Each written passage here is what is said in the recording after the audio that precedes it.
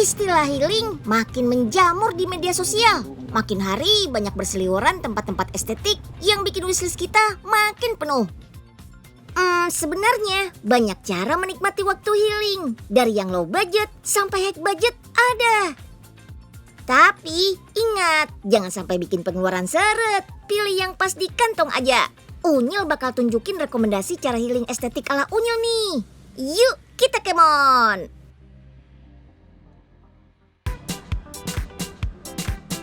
Di saat harga BBM semakin meningkat, kendaraan ramah lingkungan semakin menjadi incaran. Salah satunya kendaraan ramping dan praktis seperti skuter. Makanya skuter ini jadi primadona buat beberapa tempat wisata di Yogyakarta. Salah satunya tempat wisata Ketep ini nih. Selain murah, pengalaman naik skuter bikin happy.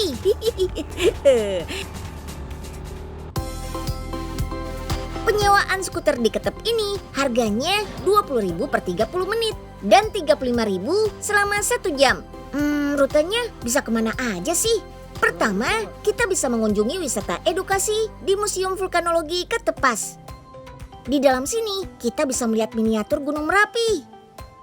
Museum ini didirikan untuk memberikan edukasi bagi para wisatawan mengenai sejarah Gunung Merapi. Oke deh, setelah berwisata ke museum, kita lanjutkan lagi nih perjalanan ke kebun stroberi di Ketepas yuk. Wih, sesampainya di kebun stroberi, kita diperbolehkan membawa skuternya masuk nih Besti. Pada dasarnya, skuter ini didesain berkecepatan cukup rendah, maksimal 30 km per jam. Jarak tempuh bisa sampai 65 km. Di daerah Ketepas, terkenal banyak yang membudidayakan stroberi dan menjadikannya peluang usaha wisata kayak gini.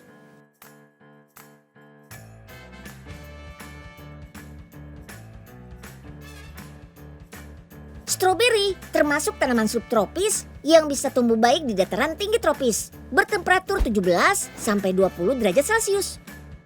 Makanya di hawa sejuk kayak gini, stroberi tumbuh dengan bentuk cukup besar dan manis. Biasanya sih buah stroberi berukuran kecil lebih manis, soalnya stroberi besar kandungan airnya lebih banyak. Setelah wisata edukasi, yuk kita lanjut seru-seruan naik Jeep Adventure Off-Road. Trip ini dibagi 3 rute, ada short trip, medium trip 1, dan medium trip 2. Harga sewa per jeepnya mulai dari Rp450.000 sampai Rp750.000 per mobil. Kali ini Unyil mau eksplor ke wisata negeri Kayangan. Perjalanan yang ditempuh, wih, ada gapura berbentuk kastil. Terus pas banget Unyil kesini, pemandangannya lagi diselimuti kabut. Wow. Wisata ini dikenal juga dengan sebutan Tol Kayangan karena jalannya menanjak seperti menembus awan menuju Kayangan. Wah, pantesan ada bidadari. Setelah berhayal di wisata Kayangan, waktunya kita menjelajah pacu adrenalin off-road sambil basah-basahan di wisata air terjun Grojogan Kapuhan, salah satu objek wisata hits di Magelang. Grojogan Kapuhan sebetulnya adalah sebuah dam atau bendungan sungai yang terkenal karena derasnya air yang mengalir menyerupai air terjun. Wuhuu! Dengan cepat, kendaraan 4x4 ini turun ke lembah sungai. Lalu dengan kecepatan tinggi, genangan air berhasil diterobos Besti. Resikonya, penumpang harus siap basah kuyup. Justru ini nih puncak keseruannya. Ketika pengemudi mengajak kita bermanuver melewati depan air terjun bendungan dengan kecepatan tinggi. Nggak usah khawatir, soalnya pengemudi ini sudah banyak berpengalaman dan melewati pelatihan khusus sebelum menjajal trek menantang seperti ini. Udara yang sejuk, aliran air deras yang bersih, bikin betah berlama-lama di sini. Kelebihan dari objek wisata ini, meskipun lagi musim kemarau, airnya nggak surut loh.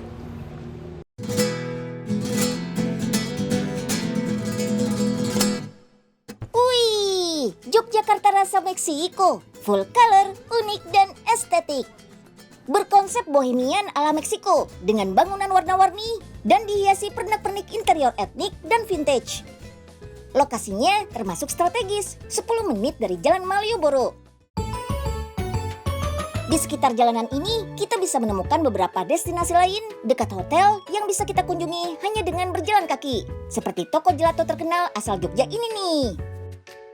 Gelato memang dikenal sebagai es krim khas Italia, tapi gelato di sini mengangkat konsep desain interior vintage, perpaduan antara Eropa dan Jawa.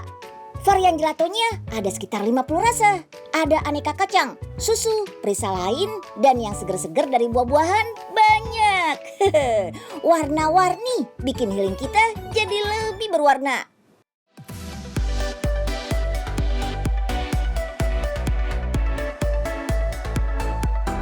Setelah jalan-jalan mencari destinasi sekitar hotel, yuk kita tengok dulu kamarnya. Ada 5 tipe kamar, semuanya full color, estetik, dan super gemes. Di setiap kamar ada properti tambahan buat foto-foto. Ada topi anyaman khas Meksiko yang dikenal dengan sebutan sombrero. Topi lebar dari Meksiko ini sudah ada sejak abad ke-15. Nama sombrero berasal dari kata sombra yang artinya bayangan. Gunanya memang untuk melindungi anggota tubuh dari paparan sinar matahari. Tipe kamar yang berbeda-beda memang disesuaikan dengan kebutuhan tamu. Ada yang cocok untuk staycation bersama teman, saudara, keluarga kecil, atau bahkan buat solo traveler. Setiap kamar disediakan fasilitas yang sama. Perbedaannya ada di ukuran kamarnya aja. Soalnya ada beberapa kamar yang ada ruang tambah. Seperti tipe ini nih. Ada ruangan di bagian belakang dengan kursi dan meja taman. Ruang ini cocok untuk ngemil santai.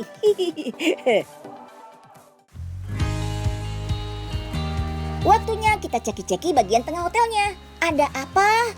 Kolam renang, Besti. Wah, langsung deh kita pesan 1 paket floating breakfast. Biar bahagia sarapan paginya.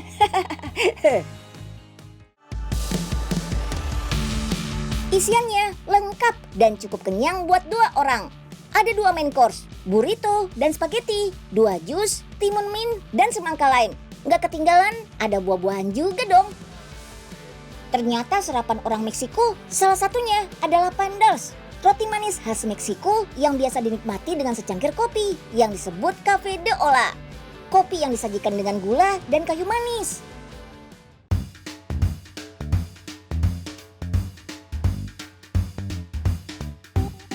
Berkonsep stay and dine, tempat beristirahat sekaligus mengisi perut. Di sini kita bisa menikmati berbagai menu khas Meksiko. Kali ini Unyil mau lihat Chef Karel masak beberapa olahan khas Meksiko. Ada beef burritos, street monster tacos, dan nachos de la Casica. Makanan khas Meksiko identik sama tortilla, roti pipi tanpa ragi, terbuatnya dari tepung jagung atau gandum. Seperti beef burritos yang tampilannya mirip kebab. Tortilla yang digunakan sekitar 25 cm, berbeda dengan kulit kebab ya. Ketebalan dan penggunaan lemaknya berbeda. Tortilla yang sudah garing kita isi dengan berbagai macam isian. Mulai dari protein hewaninya, ada shredded beef atau daging sapi suwir yang telah dibumbui khas Meksiko. Lengkap dengan berbagai macam sayuran, ada chipotle, salsa, kacang merah, kacang hitam, wortel, jagung, kyuri atau timun Jepang, dan kol merah yang berasal dari pewarna alami, yaitu buah beet. Kalau isiannya sudah padat, gulung burritos, lalu panaskan sampai agak kecoklatan. Masih dengan bahan baku yang sama yaitu tortilla, teman-teman pasti sudah sering dengar kudapan tacos dong. Kudapan asal Meksiko yang mendunia. Tortilla yang dipakai untuk tacos bulatannya lebih kecil, sekitar 10 cm. Kudapan ini menggunakan daging juga yang dimasak dengan saus chipotle. Setelah itu campurkan tortilla dengan macam-macam sayur, daging, dan saus. Oke deh, olahannya sudah jadi semua nih. Yuk, kak kameramen, mainkan gambar cantiknya biar teman-teman Unyil pada ngiler. Ulala, menggugah selera pasti. Wah, tampilan menu tradisional Meksiko memang menggiurkan. Nah, ada untungnya juga nih makan sajian khas Meksiko. Soalnya bikin kita lebih suka sama sayuran. Intinya, masakan Meksiko didominasi dengan rasa segar, asam, gurih, dan pedas. Kayaknya masih cocok ya Besti sama lidah orang Indonesia.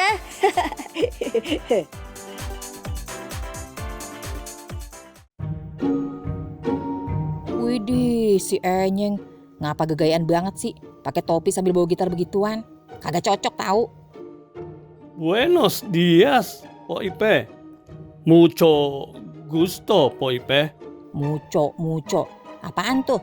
Oh, tauco ya, Nyeng? No entiendo. Wah, makin menjadi nih si Enyeng. Udah. Pakai yang biasa aja masih belepotan. Ini gaya banget belajar bahasa Spanyol.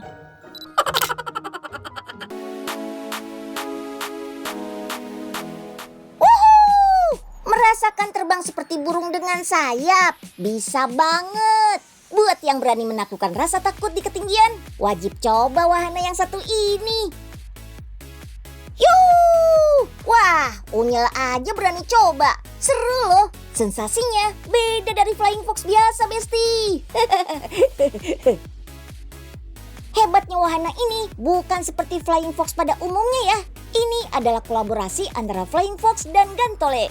Lokasinya berada di Inggil Telomoyo.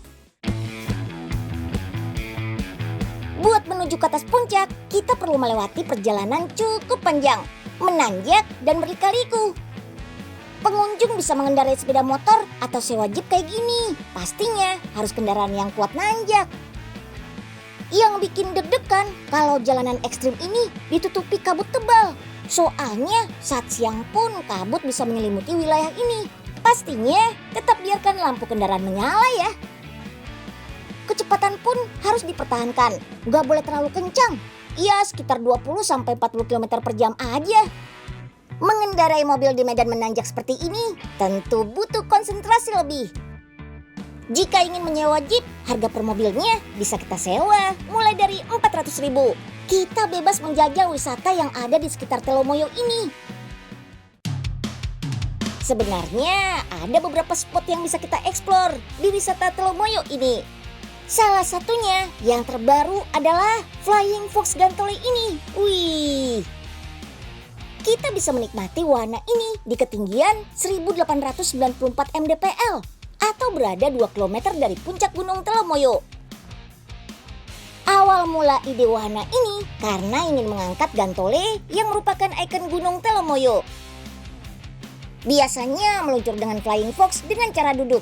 Nah, ini konsepnya anti-mainstream, Besti. Meluncur dengan posisi badan berbaring tengkurap seperti naik Gantole. Wow. Intinya, kalau mau naik Flying Fox Gantole, tidak boleh memiliki riwayat penyakit jantung dan tidak takut ketinggian.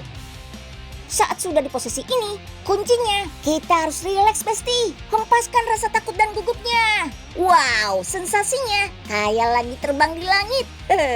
Mirip atlet Gantole. Terus kita bisa menggoyang-goyangkan pegangan besi ke kanan dan kiri, layaknya seperti pilot Gantole. Jarak luncuran dari awal mula sampai akhir panjangnya 100 meter. Karena lintasannya nggak terlalu jauh, makanya bikin lagi, Besti. Sekali coba, mana cukup. Harga sekali meluncur Rp25.000 saja. Oh iya, kecepatannya tergantung alat penggeraknya. Bisa diatur kok, mau cepat atau lambat bisa.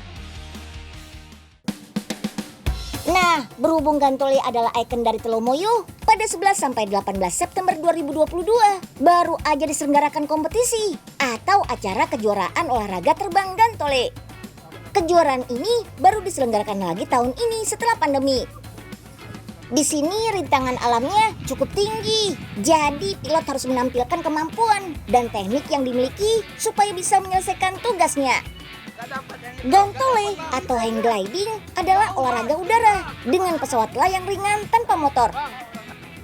Meskipun dianggap olahraga ekstrim, tapi tetap aja keamanan nomor 1. Setiap pilot membawa perangkat GPS yang digunakan untuk melacak rute udara dan memantau teknik penerbangan. Selanjutnya, pilot Gantole dibekali radio untuk memberitahukan posisi dengan pilot lainnya dan dengan orang yang membantu untuk pendaratan. Ada juga nih alat variometer untuk mengukur kecepatan vertikal, untuk mengatur kecepatan naik atau turunnya glider. Banyak yang mengira olahraga ini sama dengan para layang. Ini sih sama-sama melayang di udara, tapi kedua jenis olahraga ekstrim ini berbeda. Dari alat terbangnya aja udah beda, Besti. Para layang hanya menggunakan parasut, sedangkan gantole lebih berat karena dilengkapi rangkaian besi berbentuk layang-layang. Berat alat terbang gantole lebih dari 22 kg, sedangkan alat terbang para layang beratnya kurang dari 22 kg.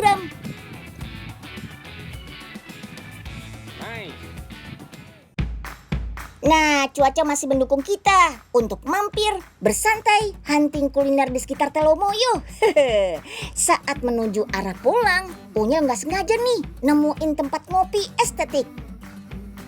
Di sini kita bisa foto-foto lagi di spot foto kaca. Tapi sebelumnya kita harus ganti sendal yang sudah disediain dulu nih.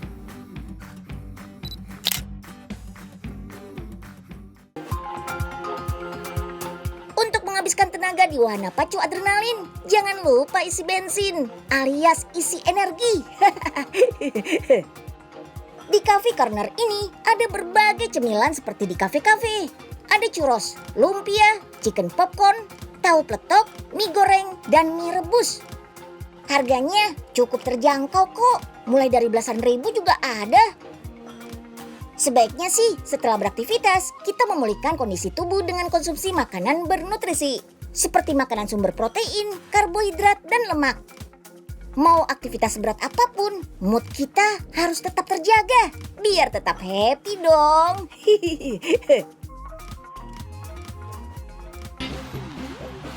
Ini ayam, ini popcorn. Kalau disatuin, jadi chicken popcorn.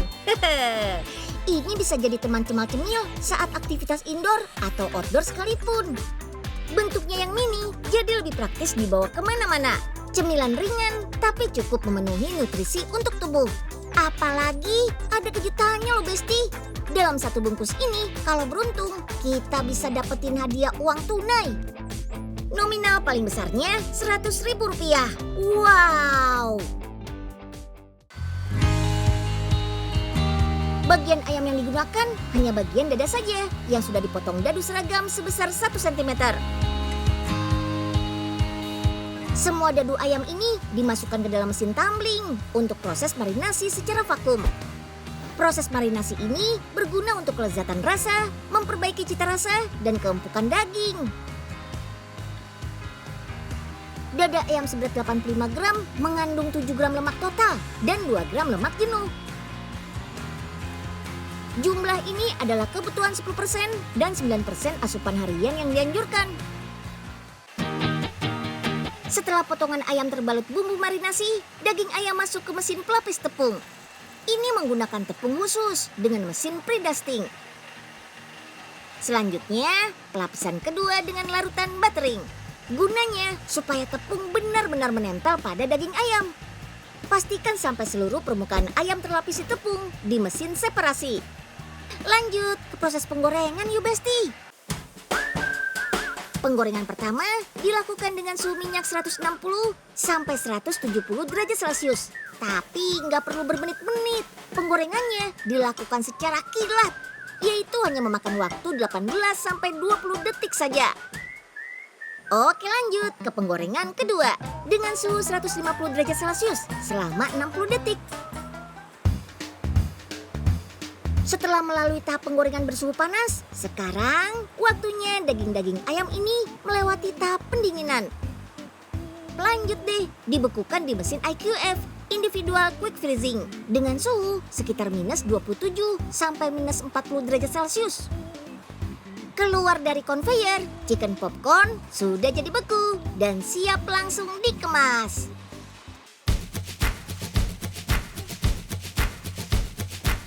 Dalam satu kemasan ini dikasih kejutan juga, yaitu undian dalam kemasan. Banyak yang mengkonsumsi dada ayam karena tidak memiliki kandungan karbohidrat dan gula. Nutrisinya pun dapat membangun massa otot, mengontrol berat badan, dan menjaga kesehatan tulang. Jadi, cemilan chicken popcorn ini bermanfaat baik kalau masuk dalam list menu makanan sehat kita. Apalagi sambil healing, anti pusing. Nyil, masak apaan tuh Nyil? Unyil lagi masak popcorn, Po. Oh iya, Po. Unyil boleh nitip bentar nggak, Po? Unyil mau beli jagung lagi. Tapi jangan kaget nanti kalau udah matang ya, Po. Siap, Nyil. Po Ipe sudah sering masak beginian buat nonton layar tancap. Lah, kok goyang-goyang begini sih? Nyil, udah mateng nih, Nyil. Ayo buka aja dah. Dah, pucung gabus. Lah ini ngapa ya jagungnya pada keroyokan? Lah, ngapa ada ayam 5 hari sih? Ayam, salah alamat lu ya?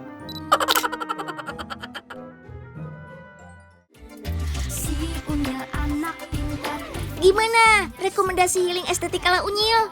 Healing Unyil kali ini, Unyil harap bisa bikin teman-teman gak pening lagi ya. Apalagi healing lihat yang bening-bening, bikin anti pening. Bening itu maksudnya air sungai. Ya udah, sekian dulu ya episode Unyil hari ini. Sampai bertemu lagi hari Jumat depan. Bye-bye. Jangan lupa bahagia.